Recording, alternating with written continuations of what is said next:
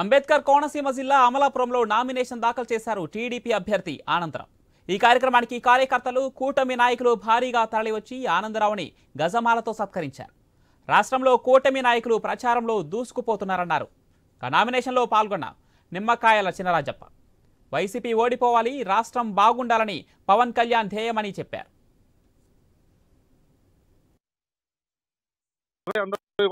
ఈ రోజు రాష్ట్రంలో 160 నియోజకవర్గాల పైనే జనసేన, టీడీపీ, బీజేపీ కూటమి విజయం సాధించబోతుంది.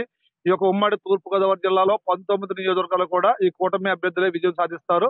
మరి రాబోయే ఒక 50 రోజుల్లో ఈ రాష్ట్రంలో మరి చంద్రబాబు గారి నాయకత్వంలో కొత్త ప్రభుత్వం రాబోతుంది.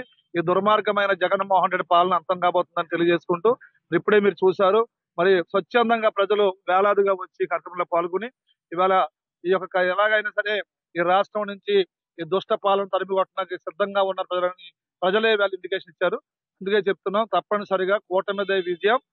తప్పనిసరిగా రాష్ట్రంలో 25 ఎంపీ సీట్లు కానీ 175 ఎమ్మెల్యే సీట్లు కానీ కూటమే విజయం సాధిస్తే తెలియజేసుకుంటున్నాం. రాష్ట్ర వ్యాప్తంగా కూటమి దూసుకుపోతుంది.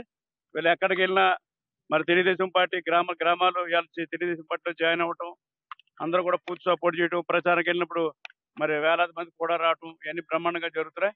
ఎందుకంటే దీనికి కారణం ఏంటంటే చంద్రబాబు నాయుడు గారు గత 14-19లో బాగా పనిచేశాడు.